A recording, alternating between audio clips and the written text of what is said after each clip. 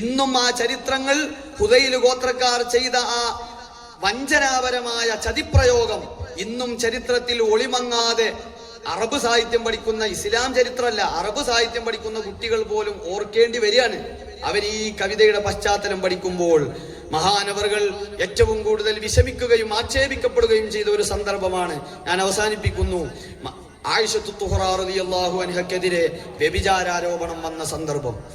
ആ സന്ദർഭത്തിൽ അബദ്ധവശാൽ ചില തെറ്റിദ്ധാരണകളിൽ പെട്ടുകൊണ്ട് ഹസ്സാൻ ഇബ്നു സാബിത്ത് റളിയല്ലാഹു അൻഹുവും മുനാഫിക്കീങ്ങൾ ആയിഷ റളിയല്ലാഹു അൻഹയെ ആക്ഷേപിക്കുന്ന ആ ഒരു മജ്ലിസിൽ പോയിരുന്നു.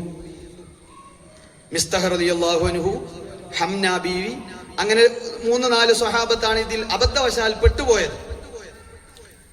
പക്ഷേ മറ്റു 3 സ്വഹാബത്തിനെ പോലെ അത്ര വിമർശിച്ചിട്ടില്ലെന്നും ഹസ്സാൻ ഇബ്നു സാബിത്ത് റളിയല്ലാഹു അൻഹു തീരെ തന്നെ അങ്ങനെ പങ്കാളിയായിട്ടില്ലെന്നും ചില ഇമാമിങ്ങൾ എഴുതിയിട്ടുണ്ട്.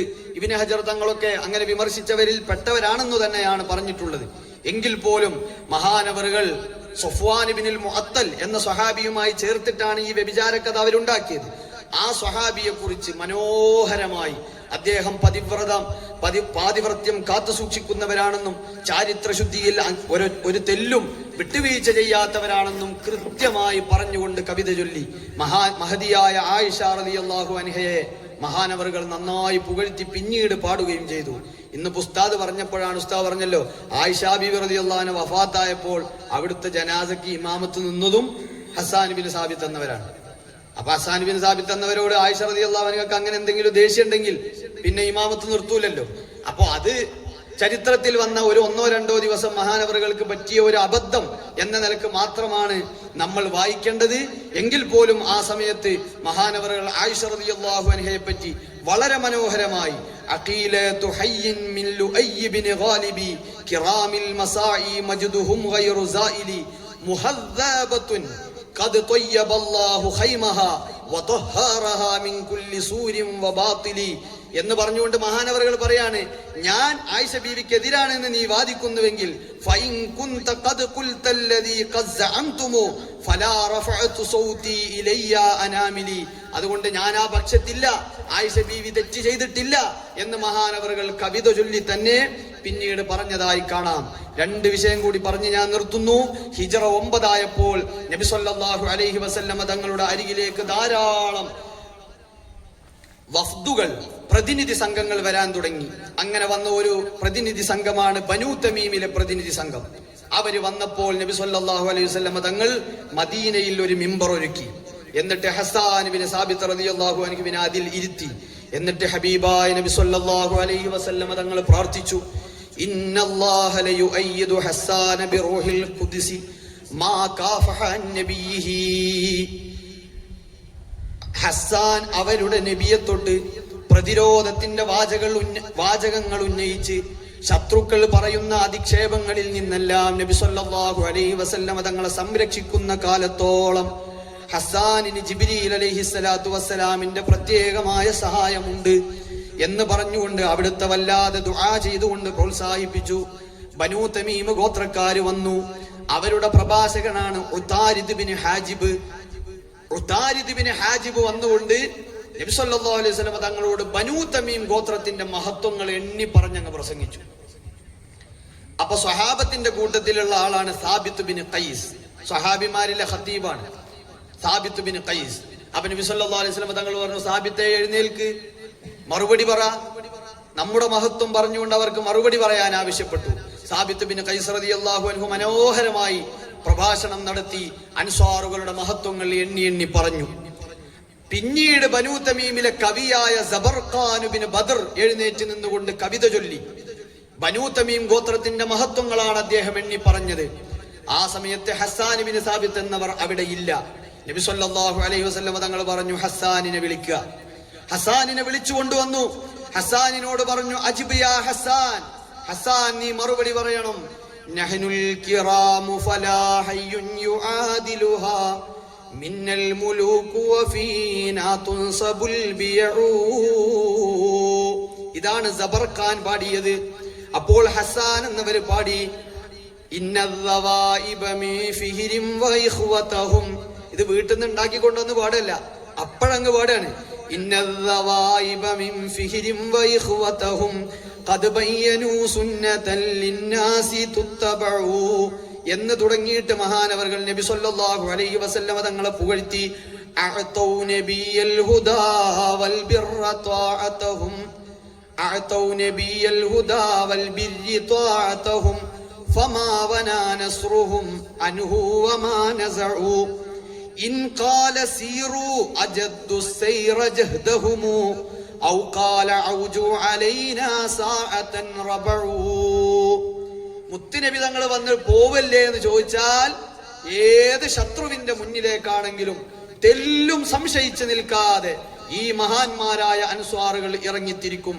എന്നിട്ട് ബനൂ തമീമുകാരോട് ഒരു താക്കീത്, അക്രിം ബി ഖൗമിൻ റസൂലുള്ളാഹി ഖായിദുഹും ഇദാ തഫറഖത്തിൽ അഹ്വാഉ വസ്സിയഉ. മുത്തുനബി സല്ലല്ലാഹു അലൈഹി വസല്ലമ തങ്ങൾ നേതൃത്വം കൊടുക്കുന്ന ഈ സമൂഹത്തിനെ നിങ്ങൾ ആദരിക്കണം. ഫഇന്നഹും അഫ്ളലുൽ അഹ്യാഇ കുല്ലിഹിമി. കാരണം ഇന്ന് ജീവിച്ചിരിക്കുന്നവരിൽ ഇവരെക്കാൾ ശ്രേഷ്ഠരായി മറ്റൊരാളുമില്ല എന്ന് പറഞ്ഞുകൊണ്ട് കവിത അങ്ങ് പാടിയപ്പോൾ ബനൂ തമീമേരെ എഴുന്നേറ്റ് നിന്നിട്ട് പറഞ്ഞു, വല്ലാഹി ലശായിറുഹു അശ്അറു മിൻ ശായിരിനാ. വല്ലാഹി ലശായിറുഹു, മുഹമ്മദ് നബിയുടെ കവി, അശ്അറു മിൻ ശായിരിനാ, ഞങ്ങളുടെ കവി സബർഖാനേക്കാൾ മികച്ച കവിയാണല്ലോ എന്ന് പറഞ്ഞുകൊണ്ട് പരിശുദ്ധ ഇസ്ലാമിലേക്ക് ആ മഹാന്മാർ ഒന്നടങ്കം കടന്നു വന്നു. അവർ 70-80 പേരുണ്ടായിരുന്നു. അവസാനത്തെ പോയിന്റിലേക്ക് കടക്കുന്നു. മഹാനവറുകൾ ചൊല്ലിയ കവിതകളുടെ കൂട്ടത്തിൽ വെച്ച് ഏറ്റവും മനസ്സിനെ വേദനിപ്പിക്കുന്ന കവിത നബി സല്ലല്ലാഹു അലൈഹി വസല്ലമ തങ്ങൾ വഫാത്തായ സമയത്ത് മഹാനവറുകൾ ചൊല്ലിയ കവിതയാണ്. മഹാന്മാരായ സ്വഹാബത്ത് മുഴുവനും സ്തംഭിച്ചു പോയ നിമിഷം, ഉമർ ഇബ്നുൽ ഖത്താബ് റളിയല്ലാഹു അൻഹുവിനെ പോലെയുള്ള സ്വഹാബത്തിന്റെ മനസ്സ് പിടിച്ചു വെക്കാൻ കഴിയാതെ ആകെ ഭ്രാന്ത് പോലെയുള്ള ഭ്രാന്തമായ അവസ്ഥയിലേക്ക് മാറിയ സന്ദർഭം. ഓരോ ഇഖാമത്തിന്റെ സമയത്തും അവരിങ്ങനെ മുത്തുനബി സല്ലല്ലാഹു അലൈഹി വസല്ലമ തങ്ങളുടെ വാതിലിലേക്ക് നോക്കും. ഓരോ നിസ്കാരത്തിന്റെ ഇഖാമത്തിന്റെ സമയത്തും മുത്തായ മുത്ത് റസൂലുള്ളാഹി സ്വല്ലല്ലാഹു അലൈഹി വസല്ലമ തങ്ങൾ ആ വാതിൽ തുറന്ന് പുറത്തു വന്നിട്ട് അഖീമു റഹിമക്കുമുല്ലാഹ്, അല്ലാഹു നിങ്ങൾക്ക് റഹ്മത്ത് ചെയ്യട്ടെ, ഇഖാമത്ത് കൊടുക്കൂ മക്കളെ എന്ന് പറയും. അപ്പൊ ഇഖാമത്ത് കൊടുത്തിട്ടാണ് നിസ്കരിക്കാറുള്ളത്. എല്ലാ നിസ്കാരത്തിനും അവർ ഇഖാമത്തിന്റെ സമയത്ത് ആ വാതിലിലേക്ക് നോക്കും. മദീനയുടെ ഓരോ തൂണുകളിലേക്ക് നോക്കുമ്പോഴും ആ തൂണിന്റെ മുകളിൽ നിന്ന് പാൽപുഞ്ചിരിയോടെ പൂപുഞ്ചിരിയോടെ ഞങ്ങളെ നോക്കി നിന്ന ഹബീബ് റസൂലുള്ളാഹി സ്വല്ലല്ലാഹു അലൈഹി വസല്ലമ തങ്ങളെ കാണുന്നില്ലല്ലോ എന്നവര് വേപ്പതുകൊള്ളും. ഓരോ ബാങ്കിന്റെ അലയൊലികൾ കേൾക്കുമ്പോഴും ഹബീബ് സ്വല്ലല്ലാഹു അലൈഹി വസല്ലമ തങ്ങളുടെ പേര് അവരുടെ മനസ്സിനെ വല്ലാതെ പിടിച്ചു കുലുക്കും. ഓരോ സന്ദർഭങ്ങളിലും മുത്തുനബി സ്വല്ലല്ലാഹു അലൈഹി വസല്ലമ തങ്ങൾ അവർ ഓർക്കും. അങ്ങനെ ഓർത്തു സഹാബത്ത് മുഴുവനും വിഷമിച്ച് നിൽക്കുന്ന ഘട്ടത്തിൽ മഹാനവറുകളുടെ മനസ്സിൽ നിന്ന് ദുഃഖം അണപൊട്ടിയൊഴുകുകയാണ്. മാബാലു ഐനിക ലാ തനാമു കന്നമാ കുഹിലത് മാഖീഹാ ബികുഹ്ലിൽ അർമദി ജസഅൻ അലൽ മഹ്ദി അസ്ബഹ സാവിയാ യാ ഖൈറ മൻ വതിയൽ ഹസാലാത ബുദി. ഈ ഭൂമുഖത്ത് നടന്ന് നീങ്ങിയവരിൽ വെച്ച് ഏറ്റവും ഖൈറായ നബിയേ, അങ്ങ് ഞങ്ങളിൽ നിന്ന് ദൂരെ പോകല്ലേ റസൂലേ. എന്റെ കണ്ണുകൾക്ക് എന്താണ് ഉറക്കം നഷ്ടമായത്, എന്റെ രാത്രികൾ എന്താണ് ഇങ്ങനെ നിദ്രാവിഹീനമായി പോയത് എന്ന് പറഞ്ഞുകൊണ്ട് മഹാനവറുകൾ ആഗ്രഹിക്കുന്നു. മുത്ത് റസൂലുള്ളാഹി സ്വല്ലല്ലാഹു അലൈഹി വസല്ലമ തങ്ങളുടെ വഫാത്ത് അനുഭവിക്കാനായിരുന്നെങ്കിൽ എന്തിനാണ് ഞാൻ ഈ ഭൂമുഖത്തേക്ക് ജനിച്ചു വീണത്? ഞാൻ മരിക്കലായിരുന്നല്ലോ നല്ലത്. എന്റെ ഉമ്മ എന്നെ പ്രസവിക്കാതിരിക്കലായിരുന്നല്ലോ നല്ലത്. യാ ലഹ്ഫ നഫ്സി ലൈതനീ ലം ഊലദീ. ഞാൻ ഈ മണ്ണിലേക്ക് ജനിച്ചു വീഴാതിരുന്നുവെങ്കിൽ എന്റെ ഹബീബിന്റെ വിയോഗ വാർത്ത എനിക്ക് കേൾക്കേണ്ടി വരില്ലായിരുന്നല്ലോ. ഔഖീമു ബഅദക മിൽ മദീനതി ബൈനഹും യാ ലൈതനീ സുബ്ബിഹതു സമ്മൽ അസ്വദീ. ഞാനിനി മദീനയിൽ എങ്ങനെ നിൽക്കാനാണ്? മദീനയുടെ ഒരു ഒരു മരം കണ്ടാൽ എൻ്റെ ഹബീബ് തണൽ കൊണ്ട മരമെന്ന് എനിക്ക് ഓർമ്മ വരും. മദീനയിലെ പള്ളി കാണുമ്പോൾ എൻ്റെ ഹബീബ് ആ പൂമുഖത്ത് നിൽക്കുന്നത് പോലെ തോന്നും. മദീനയുടെ മിമ്പർ കാണുമ്പോൾ അവിടുന്ന് ഖുതുബ ചൊല്ലാൻ വേണ്ടി കയറി നിൽക്കുന്നത് പോലെ തോന്നും. മദീനയുടെ മിഹ്റാബ് കാണുമ്പോൾ അവിടുന്ന് നിസ്കരിക്കാൻ നിൽക്കുന്നത് പോലെ തോന്നും. മദീനയിൽ എനിക്കിനി ജീവിക്കാൻ കഴിയില്ല. റബ്ബേ, ഞാൻ രാവിലെ എഴുന്നേൽക്കുമ്പോ ഒന്ന് മരിച്ചു പോയിരുന്നെങ്കിൽ എത്ര നന്നായിരുന്നേനേ. യാ ബക്ര ആമിനത്തുൽ മുബാറകി ദിക്റുഹു വലദത്ക മുഹ്സനതുൻ ബിസഅദിൽ അസ്അദി എന്ന് പറഞ്ഞുകൊണ്ട് മഹാനവറുകൾ ചൊല്ലി. അവസാനം മഹാനവറുകൾ പറഞ്ഞത് 2 വരികളാണ്. ആ വരികൾ പറഞ്ഞ് ഞാൻ അവസാനിപ്പിക്കുന്നു. അതും ഹബീബിന്റെ മറസിയത്തിലായി ചൊല്ലിയതാണ്. ഈ വരിയിൽ 2 വരികൾ അവസാനം പറഞ്ഞത് ഇങ്ങനെയാണ്: യാ റബ്ബി ഫജ്മിഅനാ മഅൻ വനബിയനാ ഫീ ജന്നത്തിൻ തുബ്നി ഉയൂനൽ ഹുസ്സദി. എനിക്ക് എന്റെ ഹബീബിനോട് കൂടെ ജീവിക്കണമെങ്കിൽ എനിക്ക് സ്വർഗത്തിലെത്തണം. അതുകൊണ്ട് സ്വർഗത്തിൽ എന്നെ മുത്തുനബിയോട് കൂടെ കൂട്ടണേ എന്ന് പറഞ്ഞ് മഹാനവറുകൾ മറ്റൊരു മർസിയത്ത് ചൊല്ലിയിട്ടുണ്ട്. അതിൽ അവസാനം പാടി വലൈസാ ഹവായാനാസിയൻ അൻസനാഇഹി ലഅല്ലി ബിഹി ഫീ ജന്നത്തിൽ ഖുൽദി അഖ്ലുദു മഅൽ മുസ്തഫ അർജു ബിദാക ജിവാറഹു വഫീ നൈലി ദാകൽ യൗമി അസ്ആ വഅജ്ഹദു. എന്റെ നാവുകൾ ഇനി അടങ്ങിയിരിക്കില്ല, എന്റെ സംസാരങ്ങൾ ഇനി വിശ്രമിക്കില്ല. എന്റെ നാവിൽ സദാസമയവും എന്റെ ഹബീബിനെ കുറിച്ചുള്ള അപദാനങ്ങൾ പാടിക്കൊണ്ടേയിരിക്കുന്നതാണ്. കാരണം ലഅല്ലി ബിഹി ഫീ ജന്നത്തിൽ ഖുൽദി അഖ്ലുദു, ഞാൻ ഈ മദ്ഹിലൂടെ നാളെ സ്വർഗത്തിൽ ശാശ്വതനാവാൻ പോവുകയാണ്. മഅൽ മുസ്തഫ അർജു ബിദാക ജിവാറഹു. മുത്തു മുസ്തഫ സല്ലല്ലാഹു അലൈഹി വസല്ലമ തങ്ങളോട് ഒരുമിച്ച് ഞാൻ നാളെ സ്വർഗത്തിൽ ഈ മദ്ഹിന്റെ കാരണത്തോടു കൂടി വരും. വഫീ നൈലി ദാകൽ യൗമി അസ്ആ വഅജ്ഹദു. അങ്ങനെ ഒരു ദിവസം എനിക്ക് കിട്ടാൻ വേണ്ടി ഞാനിതാ കഠിനാധ്വാനത്തിലാണ്. ഞാൻ തുടക്കത്തിലേ പറഞ്ഞ വാചകത്തിലേക്ക് പോവുകയാണ്. ആയുധങ്ങൾ കൊണ്ട് പോരാടാൻ ഒരുപാട് മനുഷ്യരുണ്ട്.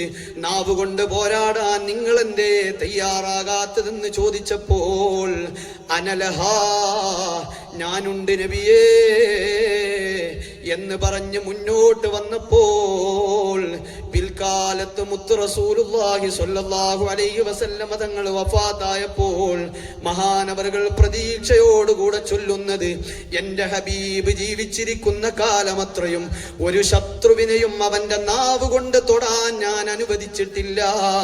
ഒരാക്ഷേപവും എന്റെ ഹബീബിൽ പതിക്കാൻ ഞാൻ അനുവദിച്ചിട്ടില്ല. പറഞ്ഞതിന്റെ 10 ഇരട്ടി പ്രഹരശേഷിയോടെ ശത്രുക്കളുടെ ഉത്തരം മുട്ടിച്ച് ഞാൻ ഇന്നുവരെ ജീവിച്ചിട്ടുണ്ട്. മരണം വരെ ഞാൻ ജീവിക്കുകയും ചെയ്യും. അതുകൊണ്ട് ഒരൊറ്റ ലക്ഷ്യമേ ഉള്ളൂ: മുസ്തഫ സല്ലല്ലാഹു അലൈഹി വസല്ലമ തങ്ങളോടുകൂടെ നാളെ സ്വർഗത്തിൽ ഒരു മുറാഫഖത്താണ്. അർഹമുർ റഹീമീനായ അല്ലാഹു സാധുക്കളായ നമ്മളെയും നമ്മുടെ മാതാപിതാക്കൾ, ഉസ്താദുമാര്, ബന്ധുമിത്രാദികൾ, സ്നേഹജനങ്ങൾ, ദുആ കൊണ്ട് വസിയത്ത് ചെയ്തവർ, സഹായിച്ചവർ എല്ലാവരെയും ഈ മജ്ലിസിന്റെ ബർക്കത്ത് കൊണ്ട് നാളെ സ്വർഗത്തിൽ നബി സല്ലല്ലാഹു അലൈഹി വസല്ലമ തങ്ങളുടെ കൂടെ ഒരുമിച്ച് കൂട്ടിത്തരുമാറാവട്ടെ. ഹസ്സാൻ ബിൻ സാബിത്ത് റളിയല്ലാഹു അൻഹുവിനെ കുറിച്ച് നമ്മൾ ഇത്ര നേരം പറയുമ്പോഴും നമ്മൾ എത്ര അഭിമാനത്തോടു കൂടിയാണ് പറയുന്നത്. ആ അഭിമാന ബോധം നമ്മളിലുള്ളതിന്റെ കാരണം കൊണ്ടെങ്കിലും നാളെ